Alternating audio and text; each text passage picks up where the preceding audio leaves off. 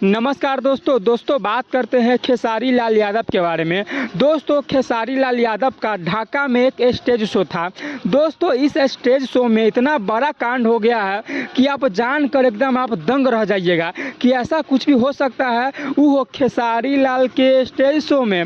दोस्तों आप हमको एक बात बताइएगा कि खेसारी लाल का जहां स्टेज शो हो और वहां पे मार न हो, ऐसा हो ही नहीं सकता है, क्योंकि आपने पिछले बार भी देखा होगा कि खेसारी लाल यादव का स्टेज शो होता है, मार हो जाता है, दंगा हो जाता है, कुर्सी तोड़ देता है तो कुर्सी चुरा के भाग जाता है, वो सब होता रहता है। वो सब खेसारी लाल यादव के स्टेज शो में एकदम आम बात है।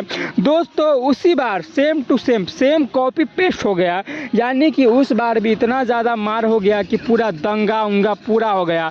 जितना कुर्सी उर्सी लाए थे जनता को बैठने के लिए, पूरा कुर्सी उर्सी को तोड़ दिया गया और इतना ज़्यादा दंगा बढ़ गया कि अंत में पुलिस प्रशासन भी हाथ जोड़ लिया और बोलने लगा ना, हमसे अब होने वाला है नहीं, हम यहाँ पे करें क्या।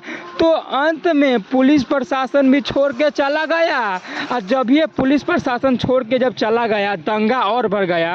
और दंगा बढ़ने का कारण खेसारी लाल यादव को भी अपना स्टेज शो बीच में ही बंद करके एकदम भागना पड़ा।